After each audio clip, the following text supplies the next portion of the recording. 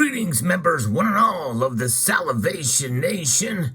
Asteroid mining of this, or actually not this, precious metal is $13 million closer to reality. Let's explore.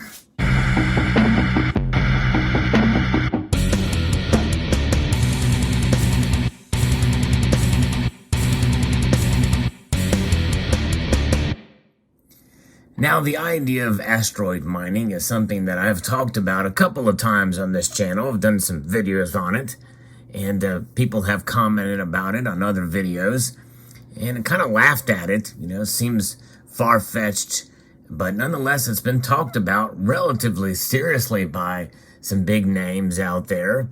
Could it be for a certain cause or an agenda that they may have? I don't know. But there's a story that's just been released that is wowing us all. This is quite amazing. It's a startup company that basically just began this year, and they are raising money, and they've already raised $13 million to mine a precious metal from asteroids. I'm going to get into this article here from space.com. that I think provides a pretty good detailed look at what this company is and what they plan to do with something that's going to be happening next year early. So let's see what they say about it. They are called AstroForge is the company. It's a startup that started in January of this year, and they are very ambitious. They're a California-based startup which was founded in January of 2022. Came out of stealth mode today. So in other words, they are essentially just now announcing this within a day of the launch of this video, that they aim to become the first ever viable asteroid mining company. In its first months of existence, AstroForge has raised $13 million in seed funding, developed and lab-tested new technology for processing asteroid materials, and booked a ride on a SpaceX Falcon 9 rocket to test that technology out in orbit. Our mission is to take asteroid mining out of the realm of sci-fi into the realm of reality, according to AstroForge founder and CEO Matt Gialik. He told Space.com. And of course, what do they want to mine? It's going to be metals, not water. Over the past decade, a few other companies have announced bold asteroid mining plans that focused initially on the extraction of water. That resource can be split into its constituent hydrogen and oxygen and chief components of rocket fuel, potentially leading to the establishment of off-Earth gas stations for voyaging spacecraft, advocates have said. Those dreams have remained unrealized, and the companies behind them have generally fallen away or reshaped their goals and activities. AstroForge is taking a different tack. The startup also doesn't see asteroid water as a particularly promising initial target, given that there's currently no real market for in-space propellant depots. In addition, SpaceX's huge Starship vehicle will be able to loft huge amounts of water into orbit quite cheaply when it comes online, reducing the demand for water extraction in space, Gilead said. So AstroForge will go after an asteroid resource that's in high demand here on Earth right now. That's right. And you may think it's gold, but they're not focusing their efforts on gold. No, indeed. They are focusing their efforts on platinum. That's right. Platinum is going to be the metal that they're going to be seeking. And as you can see in this video here, that the difference between gold and platinum, as far as the density, is quite apparent. See how thin this platinum Britannia is compared to the gold. Platinum is a much more dense material, and that density means that it provides quite a bit of benefit, especially as a catalyst. that catalyst aspect of it means that platinum is quite in demand in that regard. Now, there are other platinum group metals that aren't as dense. In fact, none of them are as dense as platinum, other than the really rare ones like iridium and osmium. But nonetheless, platinum is the most dense of the common PGMs out there, and they're widely used in a variety of industries. Palladium is a key component in catalytic converters to help reduce toxic emissions from cars and trucks, but that's what they're looking for. They're looking for platinum group metals, but platinum especially is what they are looking to try to find from these asteroids. PGM mining on Earth is messy business that generates a lot of pollution, and the U.S. isn't blessed with rich reserves of these useful and valuable metals. So extracting them from asteroids in deep space could have multiple benefits, aiding U.S. national security and reducing the wear and tear on our planet.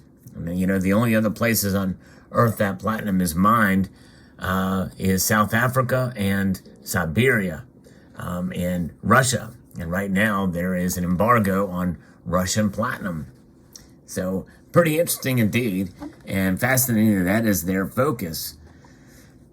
So aside from the incredible value of minerals on known asteroids within our reach, AstroForge simultaneously offers a climate solution for Earth and expands our abilities for further deep space exploration.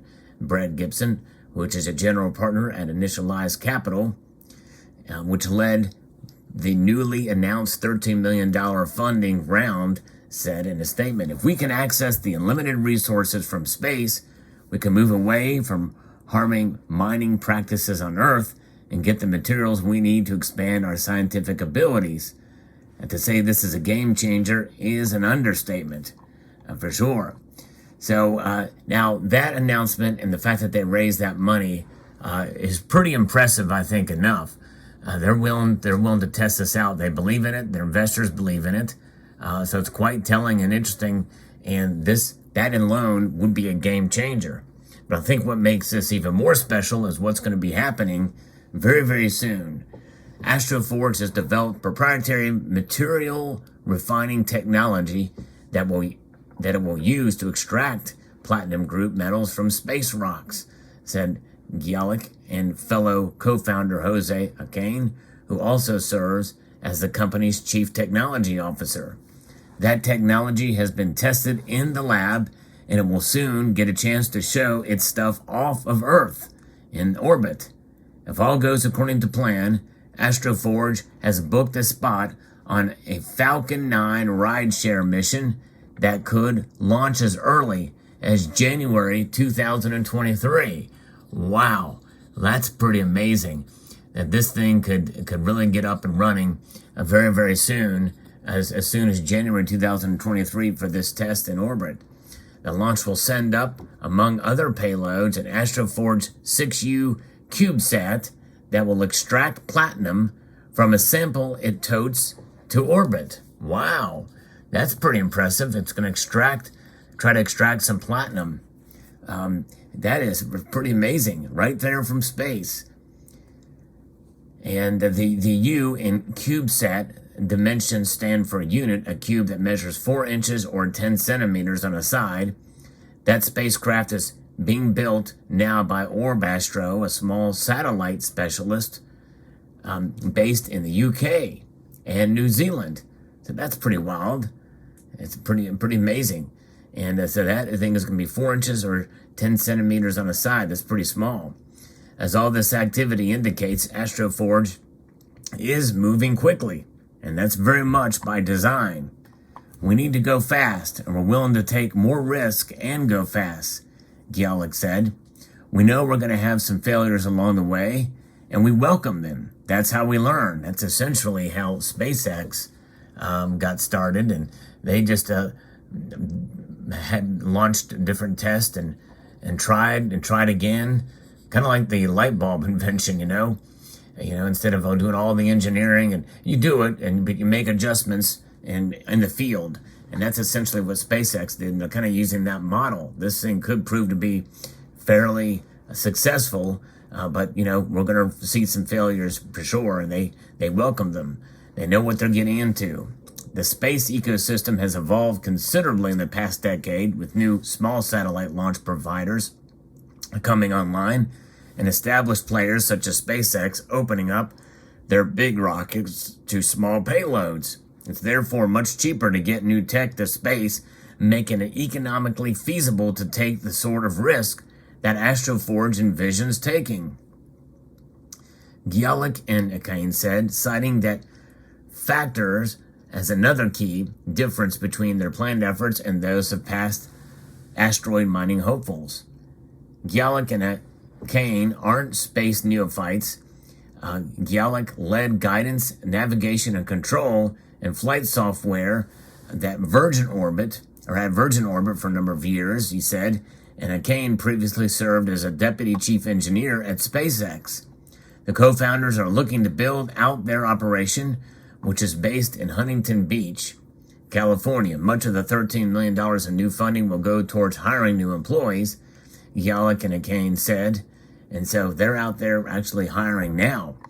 And one thing that they plan on doing is not necessarily going in and setting in drills on the actual asteroids themselves. That's not how they're going to do it. They're going to essentially break apart the asteroids in space and collect the aggregate, and I think bring that back somehow, some way, or be able to process it in space and bring it back. I'm not sure the details there, but I read that from another article, which is pretty compelling and pretty interesting way that this is going to work. And it'll be an amazing thing if they can get that to happen. Now, obviously, it's here's another article I found here in Gizmodo that talks about this. So they would break asteroids apart from a distance and collect the valuable aggregate materials, and would involve the launch of a refinery payload that will work on it like an asteroid-like sample in orbit. And so we'll see. So apparently this thing will be able to take that asteroid, break it up, and bring in some of the higher quality aggregate. And pretty amazing. So we'll see how this plays out. It's a fascinating enterprise and initiative. So let me know what your thoughts are below. And platinum could be mined out in space. And, depending on how successful it could be, it very well could be the case that platinum very well may become more abundant than even gold. You think about that. Platinum more abundant than gold on Earth if this is wildly successful in space. So think about that for a while. But apparently that's what they're looking for now. So we'll see how it goes. Let me know your thoughts in the comment section below. I'm sure many of us still have some doubts. I'm still a little bit skeptical about it, but I think it'll be interesting to see how it plays out. But I'd like to extend a multitude of gratitude to you all for taking the time to watch, and encourage you to please rate, share, comment, and subscribe.